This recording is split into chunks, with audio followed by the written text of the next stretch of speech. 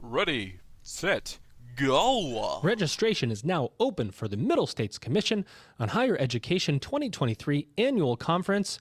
It's in Philadelphia, December 4th through 6th, 2023, setting the standard transformation through accreditation. You don't want to miss it. Register now at msche.org.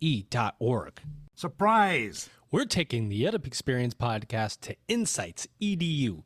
Join us for an incredible higher education marketing and enrollment management conference, February 20th to 22nd in Phoenix, Arizona. Register now at insightsedu.com and use promo code EdUp to save $50 off your registration.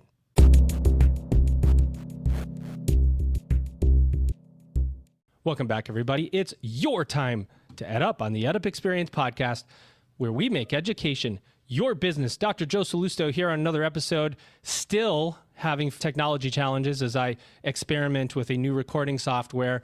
I kicked my guest around first to the new software, then back to Zoom, then to the new software again. Then we ended up back at Zoom, where I don't know why I even try at this point. Apparently, I do not have the technology skills that I need, but I'm going to try to make it a good experience for our guest. What I'm going to say is, what a privilege. I'm going to just tell you, my listeners, what a privilege it is for me today to be among my guest co-host and my guest, and you'll know why when I bring them in a second. And these aren't the combinations of folks that you hear that often. Only here on the EdUp Experience can you pull it off. My guest co-host, by the way, is like the best closed matcher in the world. Ladies and gentlemen, here she is. She's Dr. Heather Perfetti, and she's the president of the Middle States Higher Education Commission. How are you, Heather? I'm great, Joe. How are you? Good. You are the best closed matcher of all time. She's wearing bright red glasses, a bright red coat. Love it. I appreciate that. And how are things going in Middle States? Everything's going. We stay busy. I know our guest will talk a little bit about how busy they stay as well in terms of what we experience across our higher education community. And I'm looking forward to the conversation. We're going to bring him in right now because we wasted 10 minutes messing around with technology, so we got to make up for it in good conversation. Ladies and gentlemen, Sonny Ramaswamy, he is the president of the Northwest Commission on Colleges and Universities. Sonny, welcome to the EdUp microphone. Yeah, thanks so much, Joe, for having me here, and it's wonderful to be with you and my colleague, Heather Perfetti, as well. Before we talk higher ed, I got to ask for you to just tell me about your time in the Obama administration. That was like a super interesting fact about you that I didn't know, because I'm like, let me do some quick background. And I'm like, wow, you were for 6 years, you were in the Obama administration. Can you tell us about it? Yeah, I was appointed by President Obama as the chief scientist for food and agricultural sciences, which is part of the U.S. Department of Agriculture. So I worked with Tom Vilsack, Secretary Vilsack, who was secretary at that time, who, by the way, is the secretary even now for agriculture. And to be completely honest with you, I did 4.5 years with President Obama, and then I did 1.5 years with Donald Trump as well. Amazing. So I worked with Sonny Perdue, who was the Secretary of Agriculture at that time. And it was pretty amazing. It was a phenomenal opportunity for me to help frame for America, and then for that matter, globally, the challenges that we see, the existential challenges with climate change and hunger and poverty and things like that, and coming up with science-based approaches to be able to address those challenges. So it was a phenomenal opportunity for me to support that enterprise for our nation. So you're an incredible scientist, and you thought, you know what? I'm going to go into higher ed. I'm going to go run a higher ed accrediting body. How does this happen? Tell me about how you end up where you are. So you didn't get it back into the finer details of my background. I'm an entomologist, and I'm one of the world's experts on insect sex, by the way. And so maybe that's another conversation for another date that you and I can have as well. Mm-hmm. And so as I wrapped up, as happens with a lot of people in the government, I was headhunted by various headhunters, and as a matter of fact, offered the opportunity to serve as president of a university. And instead, at the same time, I was headhunted to consider this position that I'm in. And this really turned me on, intrigued me that I would have a bigger, broader impact on a huge number of institutions than one institution. And so we ended up taking this. And oh, by the way, it's located in Seattle, Washington, and you can't beat Seattle, Washington. So here we are. I love it. What a cool story. Entomology. So you got your PhD from Rutgers, which not unlike institutions across the country now has got its own kind of things going on with its president there and so on. And so there's a lot of disruption without getting into great detail on any institution in particular, but there's a lot of disruption, both positive and negative within higher education. Can you talk a little bit about what's going on at Northwest? What's on your mind? What's on the radar? How are you thinking about your member institutions right now? Yeah, so we have 163 member institutions. So we're the smallest of the lot, by the way, and of our sister accreditors. And I think some of the challenges that our institutions see, certainly leadership is part of the conversations that we have all the time. Certainly that is par for the course. But really what our institutional members are worried about and are constantly thinking about are the continued challenges with enrollment declines, the demographic changes in America, and how does that impact what's going on, the recent decision by the Supreme Court of the United States and its impact on our ability to ensure that we're offering an opportunity to everybody that wants to come to our institutions, doesn't matter what their background is. And so these are all the challenges that these folks are engaged in. And certainly the other part of it are the very significant budget issues that we've got as well. And then on top of it, you throw what's going on at the federal government level, the negotiated rulemaking and other things that Heather and my other colleagues have been very much involved in as well. And so these are the kinds of things that are going on, and our institutions should be focusing on the fundamentals, which is student success and closing equity gaps. That's what our shtick is. Our vision that we articulated is really about making sure that our students, when they come to our institutions, they finish up in a reasonable amount of time with the least bit of indebtedness or cost attributed to it, and then to go on to do great things in their lives. That's the whole point about it. And to make sure that every student that comes to our institutions is provided the opportunity to achieve their particular goals, no matter what their background is. So that's what we focus on in our neck of the woods. Tell them like it is. I love it. Heather, I'm going to pass it to you. Great. Thanks, Joe. Great to be with you, Sonny. And I know this is an extension of our work together, but maybe talk a little bit about what you would want others to know about the work we do as accreditors. What are you most proud of? What are you most challenged by? Yeah, I tell you, this is an interesting sort of a question to ponder, that accreditation and by extension higher education are a well-kept secret. And walked on the street and talked to the average person on the street, even on a campus, on a university or a college campus, and you say that you're an accreditor, they wouldn't know what it is that you do. And Heather, you and I, we travel a good bit visiting our institutions as well. So when I'm sitting on an airplane, I engage in a conversation with my neighbors and we get into it. They want to know what I do and things like that. And I say I'm an accreditor and say, what the hell is that all about? Crap. I think really what it is about is to make sure that our institutions of higher education, number one, there's the quality assurance piece of it. That is, that any student that attends that particular institution, when that individual graduates and goes on, wherever they're going, whether it's for a job or to advanced studies or whatever it is, those entities that receive those graduates may rest assured that there is a quality that is assured by those individuals attending those institutions that are accredited by, for example, Middle States or the North Commission or one of our other sister accreditors. That's a critically important part that I remind my people that I'm speaking with. The second part that I remind them about is that the accountability piece of it. And again, they don't realize that there is some entity like us working for the benefit of the U.S. taxpayers that we hold these institutions accountable. And last but not least, I say, is this is like the USDA stamp of approval about prime, and that we provide that stamp of approval in behalf of the United States Department of Education. We provide that stamp of approval that says that students that are attending that particular institution, you may rest assured that they're going to get a good education, that they're going to graduate, they're going to have the skills and knowledge as well. So they can indeed, as I said at the beginning, become contributing members of society. That's what I talk about. That's what turns me on as well. It is the opportunity to make a difference in people's lives. I think you and I are really privileged to be able to do the kind of work that we did. Absolutely. And I think, Joe, just to think about the number of times that Sonny has talked about students. And unfortunately, so many, when they think about accreditation, are thinking about compliance with something. But Sonny is absolutely on point, and all of us centralize the student experience. And it is part of the fabric of who we are and what we do, and we are proud of it. But, and this is, I love the debunking part of this, because I have 100 questions though, but I want to stay on this for a minute. And Heather, you and I, because you've been a guest on this podcast before, and we talked about, I give a lot of keynotes, and I'll say that accreditation is it's a red herring for people to use to stifle, to create inertia in your institution.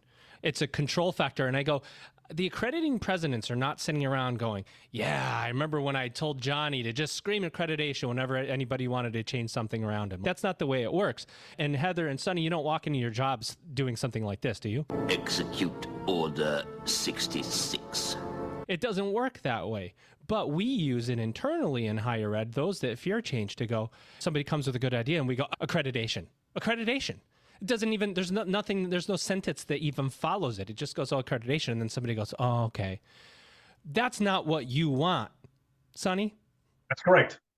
Absolutely right. And I think there's a sort of a false premise that's been foisted on America that speaks to the idea that somehow accreditors like Heather and myself and our other colleagues are the impediment to innovations, the impediment to experimentation, the impediment to making progress.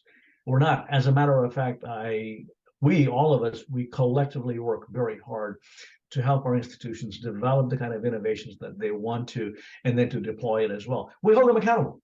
It's really important. It's not enough to say, go do whatever you want to, but we need to also hold our institutions accountable as well.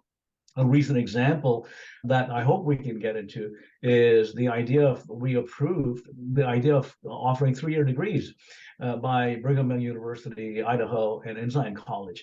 And it's one of those things that's about innovations that you want to experiment, see how this goes and see if it works, and then make sure that you're holding these institutions accountable, and then make it more broadly available as well. So what we did was to create it as a pilot offering, and we're going to be seeking evidence and data to make sure that they're indeed delivering on that promise that's been made as well. So I think that's a really important consideration for your listeners to think of as well.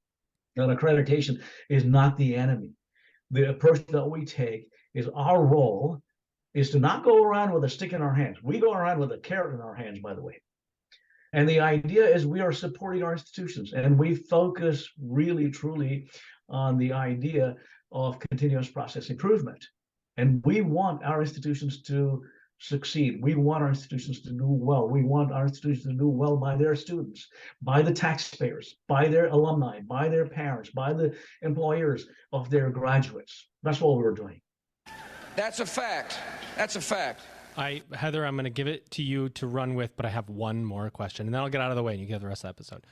I'm glad you brought up, and one distinction is that it's a 3-year degree with 90 to 96 credit hours, because some people out there will say we have a 3-year bachelor's degree because we've accelerated it, but we're talking about basically a year's less of electives, essentially, is what it is, which a lot of people wonder why we take all these electives in higher education.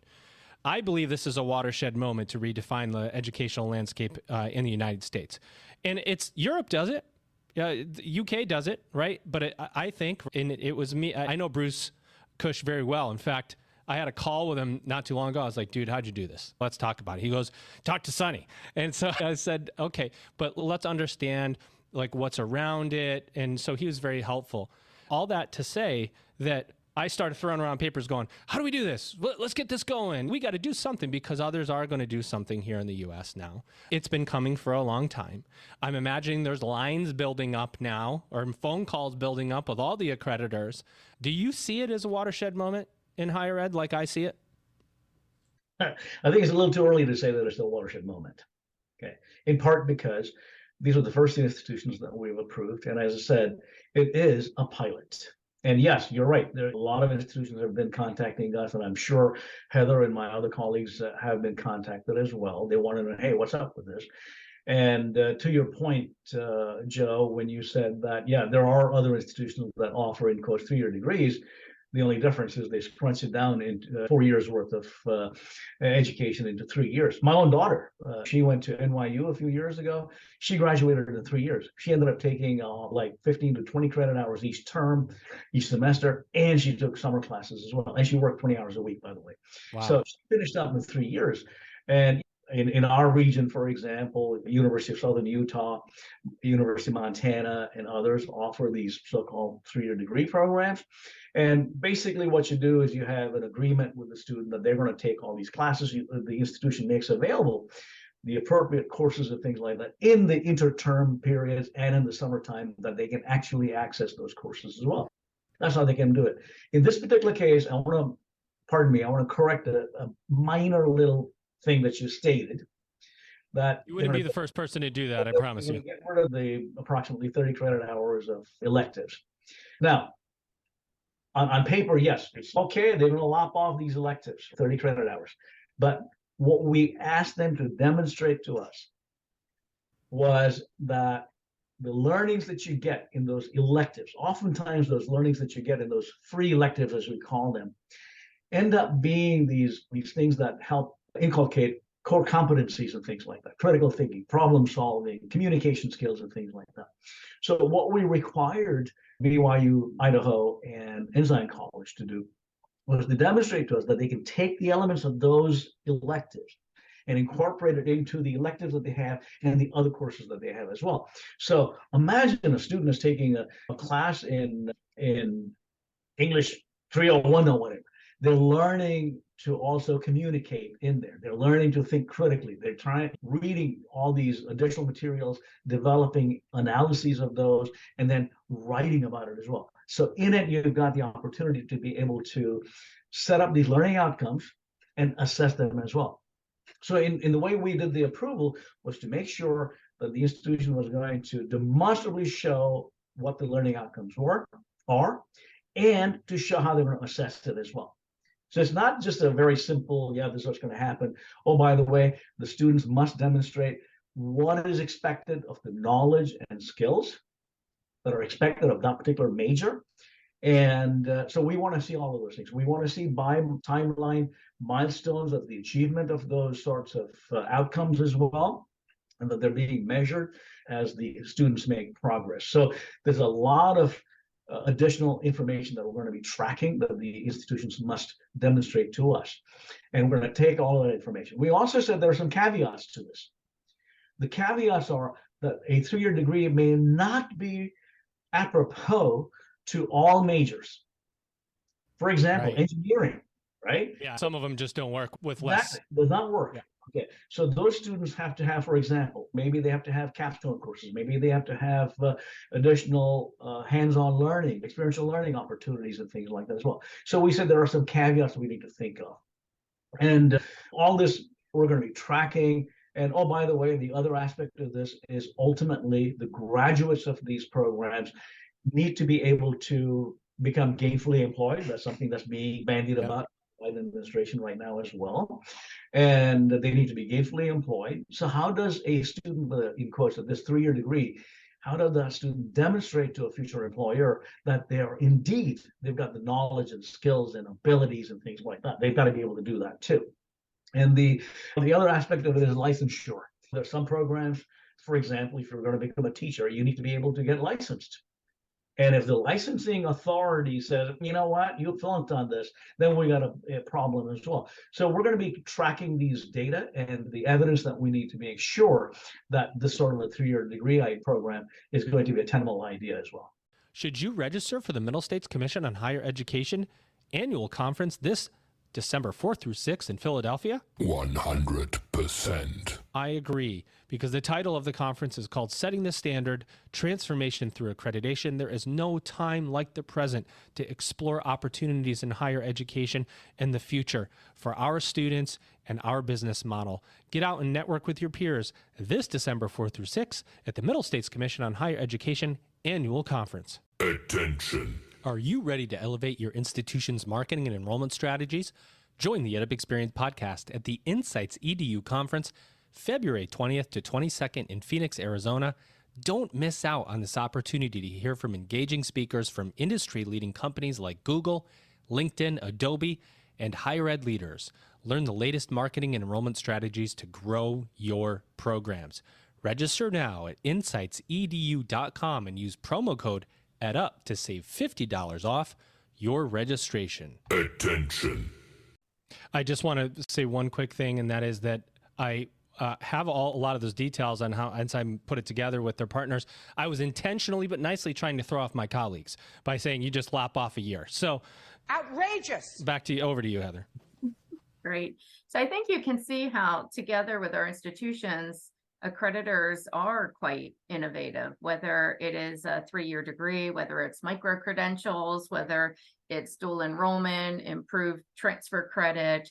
There are a lot of innovative practices that together we as accreditors support. And the other piece of this, which Sonny can also speak to with regard to the 3-year degree initiative, is we also work within the regulatory triad. And so we are balancing restrictions by other entities that do not belong to the accreditor. So states have requirements, certainly the federal government, and programmatic accreditors have some requirements that can be made quite difficult. Sonny, did you run into those kinds of challenges? Oh, I'm so glad you brought it up, Heather. And those are all critically important. The triad aspect of it is critically important. So this process of us receiving this idea, this proposal from Brigham Young University, Idaho, and Ensign College has been going on for almost 2 years, by the way. It didn't happen overnight. We went through a lot of thinking and conversations and all that.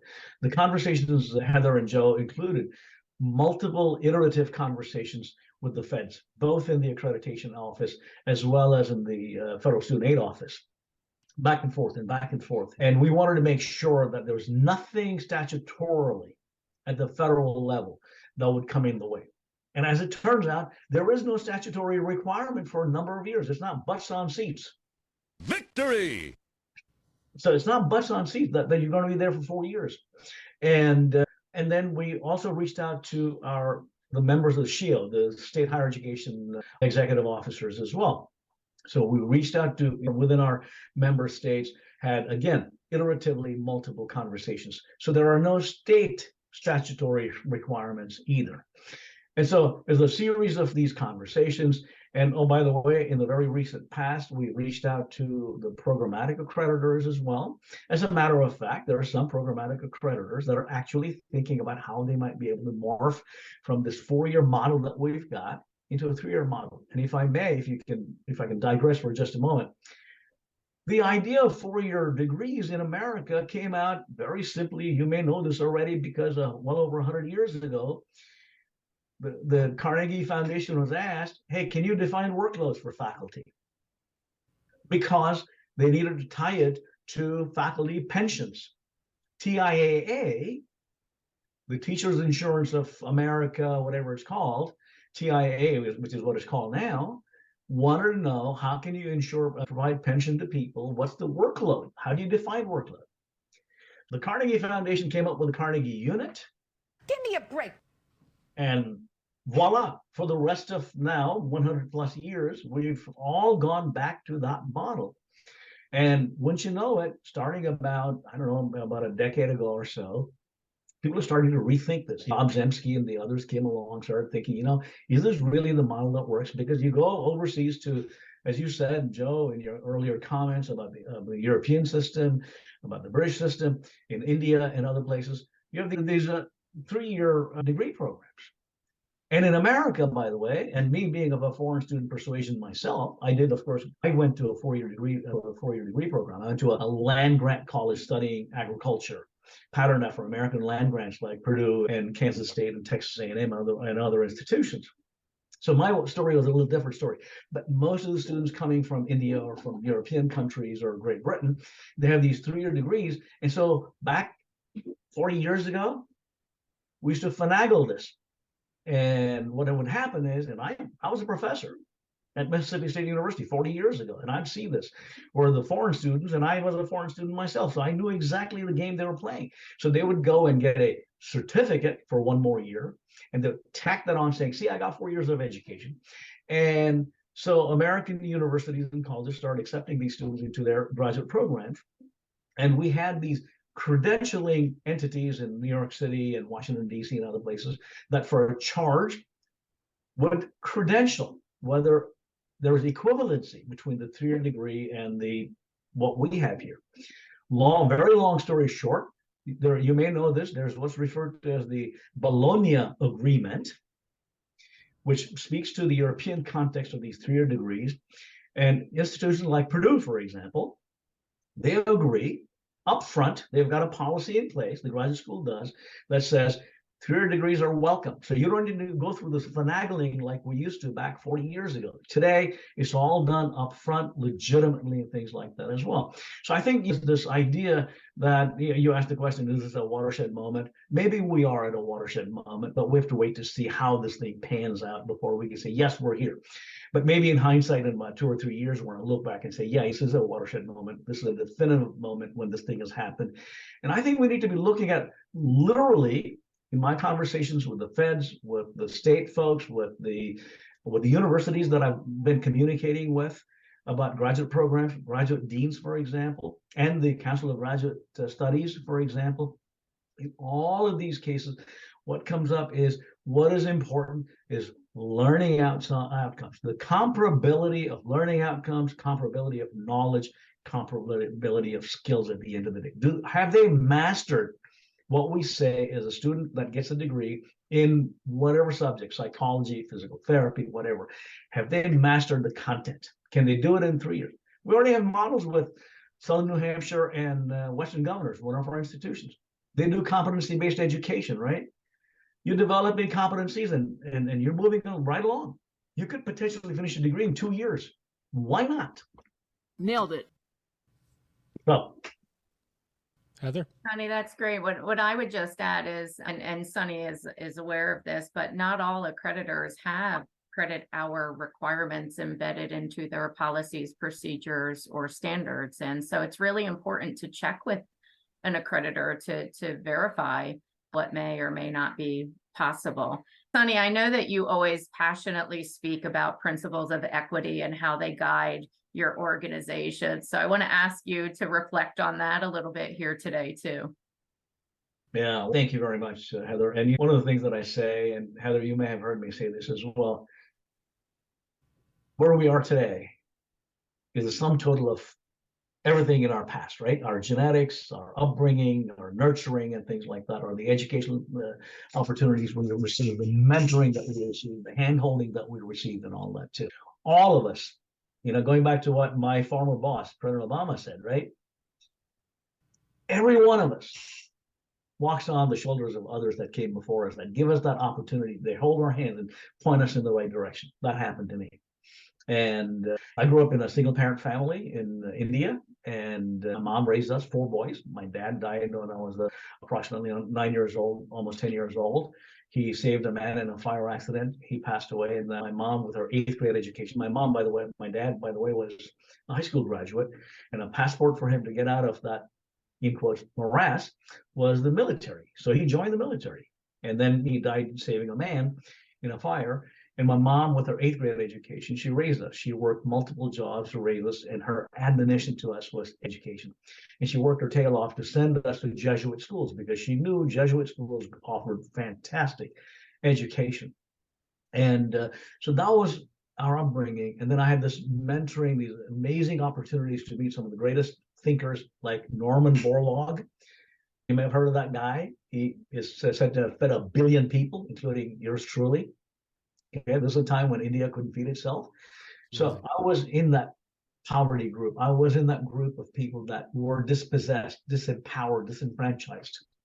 And when I came to America, I had the privilege to come to America, and then I got talked into staying put.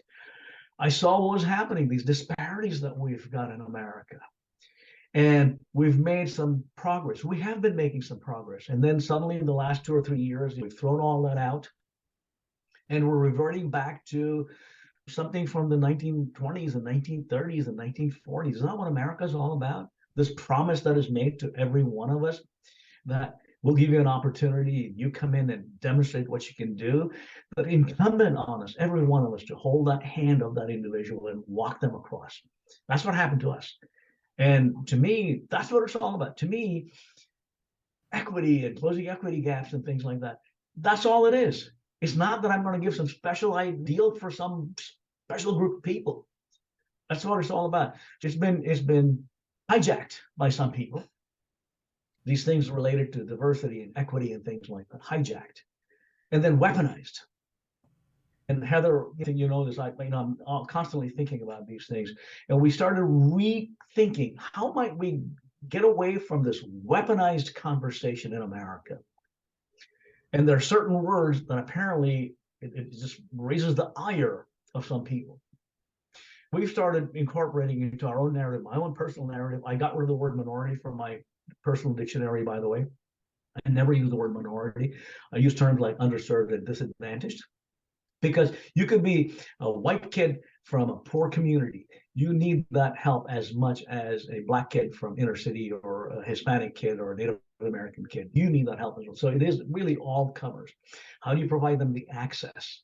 We got to make sure that we provide access to everybody, and then provide the sort of the construct to make them feel like they belong. And then make sure that we provide them all the opportunities to be successful. Here, starting about a year and a half ago or so, I started rethinking, and instead of using terms like diversity and equity, inclusion, and things like that, which has been hijacked, as I said, and weaponized, we start thinking of access and belonging and success as well. And in our newsletter, The Beacon, they write about this, and my commissioners and some of our presidents and such, they write about these issues as well. And for example, Brigham Young University in Provo, Utah. Right? Now, let's face it, they're not going to be as diverse as an institution in some other part of America. But even in their context, they figured out it's not DEI like we think of, but they started thinking of this idea of making sure that people have the access, making sure they have their belonging, and that they're successful as well. I had the most inspiring conversation with one of their staff members at BYU, Carl Hernandez, child of migrant farmers, whose hand was held by somebody and then pointed in the direction of BYU and went on to do great things. He's a vice president at BYU now because somebody made him feel like, gave him the access. They made him feel like he belonged, and then gave him all the tools to be successful as well. So that's what it's all about for us collectively. We're privileged. I'm privileged. We talk about white privilege and things like that. Privilege comes to me. I'm not white, but privilege comes to me because I'm educated, which is what gets us out of the morass of poverty, going back to my mother's admonition as well. That's what's going to be your passport, not somebody giving you a handout or whatever. That education is going to get you there. So amazing. I want to it's hard to change direction after something like that, Sonny, because your passion and the way you speak is motivating. But I do want to talk about just a couple of tactical bits as we move forward. And as you know, this is related to what you're saying, but in a less emotional way, for some, at least on the surface, and that is the value of a degree. And you said it, right? That's education is your passport to a better life. The narrative around that, whether people actually believe it or not, is, well, that may not be the case anymore. That may not be the case. It's happening in social media. We have pundits. We have a negativity around it. The ROI conversation, is ROI strictly a financial calculation? Is there something more that you get from a college education? If it's strictly a financial calculation, it's really easy to see at the end or the first year or two. But what about 20 years or 30 years? So there has to be other stuff that we talk about with college degree. So some schools, though, are experiencing enrollment decline to the point where they're closing. And as an accreditor, I know that it would be really nice to spend all of your time on measuring assessment and quality and outcomes, and less time going, the finances aren't looking good here, or at least that's my estimation.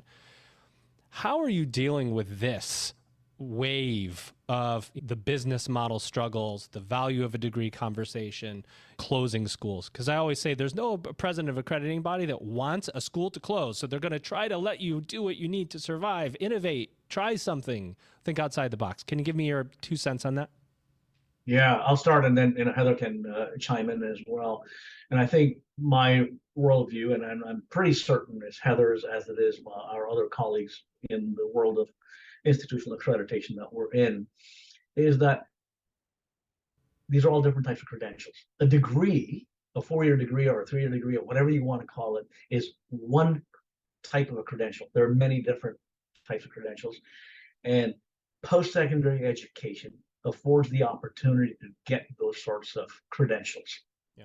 And when you have those post-secondary credentials, it offers you that passport into something outside of your current status in life. There's absolutely no doubt about it. We know that based on the various studies that have been undertaken by various academics, as well as companies like McKinsey and Company and others as well. So we know that happens. Also, they live longer, they have better life outcomes, et cetera, et cetera, et cetera. So it's not just the money piece of it. There's no doubt about it.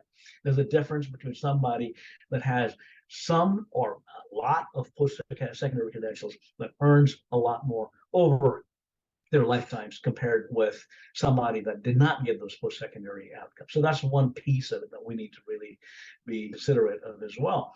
And the other piece of it really is, if you look at incarceration, and if you look at recidivism of people that are incarcerated that went to college, in quotes, college and prison. We've got this prison education program that Heather and I and our colleagues are very much involved in as well, in supporting. So these are the things that we think of, right? Now, when you come to this idea of enrollment declines, now certainly we've got some very significant demographic changes that are going on in America. There's absolutely no doubt about it, in part because of the pandemic, in part because of our, I'm going to put it this way, pardon me, idiotic or lack of appropriate immigration laws and policies and things like that. We're going to have significantly fewer people, significantly fewer children being born in America, and significantly fewer people in America. So if you look at our projections by the Census Bureau on our population in another 30 years or so, by the year 2050 and beyond, instead of hitting what we thought was going to be about 400 million plus for America, we're around 330 right now. We're going to be right around about 350 or 370 or something like that. So we're a net problem there. Okay, that's one piece of it. And the other piece of it is that I blame my member institutions to not being creative and think more broadly. They think, okay, I'm going to go recruit that 18-year-old. That 18-year-old demographic is not going to be there. We got all these non-traditional students. We got 3 to 4 million veterans and about 30 to 40 million people in the workforce or outside of the workforce because of the Great Resignation and all that. All of those people need to be reskilled and upskilled and all that. Going back to those credentials, you don't necessarily need to get a degree. A college in Pennsylvania or a college in Washington State or whatever can indeed help provide those kinds of things as well. So I think that's a really important consideration, that what we're trying to do as an accreditor, and I know Heather does this and the others of colleagues do as well, is to help our institutions think more creatively about those enrollments and things like that. And just today, you mentioned, or yesterday, I think, maybe yesterday, at the White House, they had a ceremony where the Department of Education provided a report on how do you deal with the context that we're in with the Supreme Court's decision about affirmative action. How do you go about doing that? And if you've not read it, if your listeners have not read it, I encourage them to read it. It is an excellent read. It has some tremendous ideas on how to go about doing things. And by the way, it's not the responsibility of just the colleges, not the responsibilities of just the accreditors, but really it's all of us put together collectively. We all have, as they say in that document, and in my own writings I talk about it, it's all hands on deck, people, right now. Otherwise, the Chinese that are eating our lunch today, we're going to eat our dinner as well. That's my thinking about it. And I'm sure Heather has some great thoughts about this too. Thanks, Sonny. So I was just thinking, especially with some of your concluding remarks there, is institutions don't exist in a silo or in isolation. They exist in communities. And so when you talk about the value of higher education, it is to benefit the communities that they serve. Of course, institutions all have a mission that is clearly articulated, and they're trying to meet that mission through the service to their students and their communities. And so when we talk about the value of higher education, we're not just talking about one piece of information relating to a student. We're really talking about, as Sonny is saying, the impact that education has most broadly around those who get the privilege of being recipients of it. And that goes beyond the student. I know, Joe, you also had mentioned the institutions closing, and I think Sonny and I certainly have insights into closures, mergers, acquisitions, the shifting of the ground of higher education. And I just always like to remind everyone, there are institutions that do that. I know the ones that get the headlines, and Sonny knows this too, are the ones that perhaps didn't handle it as well as we all would have liked.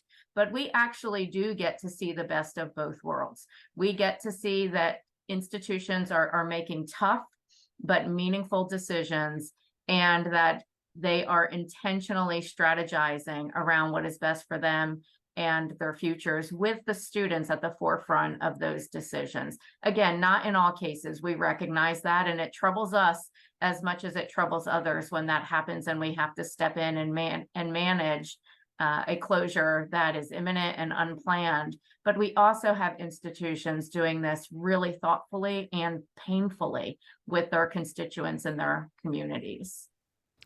Yeah, great point, Heather. And I want to get to our final two questions because I know I'm probably over time here, mostly because of my technology issues. I will blame it on me.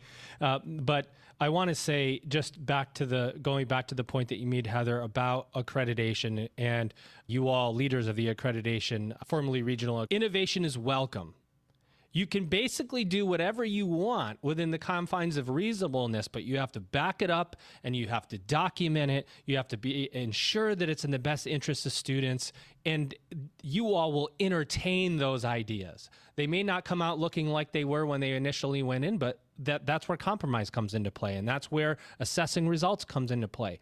And you can't get hindered by this feeling that somehow the accrediting body is coming in to get you, because they have absolutely no interest in doing that, because it hurts everyone. It's about helping students, helping you operate better as an institution. Is that true or false, the way I said it?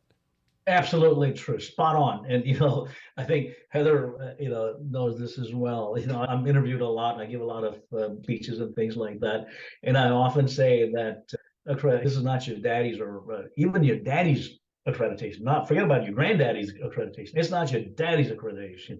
It is very different today than it was. And the kinds of things that Heather's, our colleague, are doing at Middle States is fantastic. You have the opportunities, and in our own case, we have created a big brother, big sister program where we have institutions that are doing well, work with the institutions that are struggling and help them think this through, rethink it. And it goes back to that idea of that value proposition, making sure that they're delivering on that promise that's been made, that every student that comes to my institution is going to be afforded that opportunity to achieve their particular goal, whatever their goal is. It doesn't matter. And also we got a new, in quotes, species of students, right? They're like, in many ways, I've worked on them, honeybees. They're foraging. They're going from flower to flower. They go to this college to get a course or two, this college to go get a course or two, et cetera. Then maybe go to Africa to work on hunger issues and come back to America, or they want to be on their beach and take their classes and all that. So they want anytime, any place studies. And we've still not figured out who's going to get credit for the degree that's going to be offered, for the credential that's going to be offered. We're all thinking, oh man, because the state legislature say you're going to get money for your butts on seats or whatever, or the outcomes. Today it's all outcomes based, right? Tennessee was one of the first states to do that the number of graduates you got and things like that. So the bean counters are still counting the same beans. It's just a different sort of a bean is what they're counting. And I think we need to be thinking more creatively about what happens to the students, because we talk about being student-centered, right? That's what it's about. We got to be completely student-centered and things like that. So those innovations that you referred to, we have this process that we use referred to as substantive change. And through that medium is how our institutions provide us their ideas on what they're going to do differently, innovatively, things like that. And yes, you're correct. we have to make sure that we vet it. We also constitute panels as needed. And then our commissioners, board of commissioners, votes on it as well. There's a process that we go through because we want multiple sets of eyes to be looking at these kinds of things as well. And we're all about innovations. Come to us with the innovations, but we'll make sure that's being properly vetted, because at the end of the day, the taxpayers are going to pay for this. So it's incumbent on us to hold that promise to the taxpayers as well, to make sure I that like your style, dude. We love it, Sonny. And so final two questions for you. Heather, any more questions for Sonny before I close out? Nope, go ahead, Jim. All right. Tell us anything else you want to say about Northwest Commission on Colleges and Universities. Open mic moment. Open mic moment. No, I think one of the things that Heather brings to her responsibility as well is for us to do it with humility. We don't go in there, like I said earlier, we don't go in there with a stick in our hands. We go with a carrot. The incentive that we want to provide, the idea that it's about continuous process improvement and things like that too. And in one of the comments that you made earlier, Joe, you talked about how we holding our institutions financially accountable as well. We do, no doubt about it. But what we've done is we focus on the students first, as Heather said. Now, for very long, it's been stated, or I should say misstated by people, that all we are is about some inputs. And all we are is about holding them accountable for some inputs. How many library books you've got, how many whatever you've got. Right? You know what? That happened, as I said, in my granddaddy's time of accreditation. Maybe even my daddy's time of accreditation, but it's not in our case. We don't do that. Our evaluators do not go looking to see how many books you got, et cetera. It's not about inputs. It literally is about outcomes. So are the students. And in it, the supporting cast of characters are the infrastructure, the librarians, the governance aspects of it, the money aspects of it. We hold everybody accountable on that piece of it as well. But our focus, the primary focus for Heather and me and our colleagues, is the students. That's where we come from. And that's what the Northwest Commission is all about. Final thought, what do you see for the future of higher education? The future of higher education is actually, as long as we have a knowledge-driven economy and this global competition and things like that, we need post-secondary education. What avatars we're going to see, degrees versus micro-credentials versus whatever else that you're going to see, is going to continually morph. And we see that already. It's not like these things are set in stone. These universities, just because they remain in these big old buildings from 200 years ago, doesn't mean that they're all set in crud, in concrete. No, they're constantly rethinking, revising, and we as accreditors are helping them as well. So I'm very optimistic. Yeah, these are tough times. There's no doubt about it. But as long as we can demonstrate the value proposition, and as long as we can demonstrate to the public that indeed these colleges and universities are delivering on that, and indeed that accreditors like the Middle States and Northwest Commission and WASC and Higher Learning Commission are holding these institutions accountable, make sure that they're assuring that quality. That's where it's at. And I think we're going to do well. I don't think we're going to say it's all over, game over, we don't need any more college and all that. It's BS is what it is. When MOOCs came out, oh, it's the end of the world. When the University of Phoenix come along or whatever, it's the end of the world. You know what? No, that's all bogus. You still need this idea of education. The reason that I still think that these brick buildings are important is because of all that hands-on learning and that social context, all of this, the je ne sais quoi that is part of that educational enterprise as well. So I'm very optimistic about these kinds of things, but we need to make sure that we're going to deliver on the promise of that idea that anybody that comes to my college is going to get that education that they aspire to get. And I'm going to make sure that happens in a short period of time with the least amount of cost. I love this, that we could make this combination of folks happen for our listeners. You guys have done an incredible job, and you were talking about accountability, and I am accountable for making you both late to your next meeting, I'm sure. Ladies and gentlemen, my guest co-host and the best dressed, probably the best dressed of all the accrediting presidents. She's Dr. Heather Perfetti, and she is president of the Middle States Commission on Higher Education. Heather, thanks for joining me again on an EdUp microphone. You're now like a pro co-hoster now. I'm glad to be here. It's my third time, and I really appreciate it, and I'll come back anytime. That means I need to send you our co-hosting mug. You get a special mug when you do it enough times. I better get one for sure. Maybe Sonny will come back and co-host with me. Ladies and gentlemen, one very smart individual. Here he is. He's Dr. Sonny Ramaswamy. He's the president of Northwest Commission on Colleges and Universities. Sonny, did you have a good time at least here on the EdUp Experience? Oh, no, it was awesome. Thank you so much. I love the questions and the observations, and I want to thank Heather as well. Really, I truly appreciate Heather's work that she does and the ideas she brings, and she's a great colleague for me. So I always look up to her to see what she's thinking as well. So thanks very much, Heather. Appreciate it. My feelings are mutual, Sonny, and it was great to be here with you. And I know we'll see each other just about every other week and soon in person in DC. So it was good to be here with you. All right. Take care. Thank you very much. Ladies and gentlemen, you've just EdUp'd. Oh, yeah. The Middle States Commission on Higher Education 2023 Annual Conference is in Philadelphia, December 4th through 6th. Setting the standard, transformation through accreditation. Remember, only you can create transformation through networking, knowledge sharing, opportunity, leadership, service, learning, and accreditation. And you'll do all those things at the Middle States Commission on Higher Education Annual Conference this December 4th through 6th. Can't wait to be there. EdUp will be there. There's going to be over 1,300 attendees, presidents, provosts. The networking opportunities are off the chain. Register now at msche.org. Oh, yeah. Attention higher ed marketing and enrollment management professionals. We are taking the EdUp Experience podcast to Insights EDU. Join us at Insights EDU on February 20th to 22nd, 2024 in Phoenix, Arizona. Gain insight into the latest higher education trends and cutting-edge marketing strategies that'll take your institution's enrollment to a whole new level. This is your opportunity to connect with higher education leaders and marketing experts from across the country. Comprehensive presentations, engaging panel discussions, and more.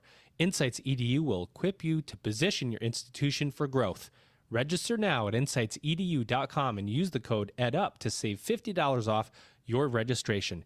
Can you afford to miss this conference? I don't think so.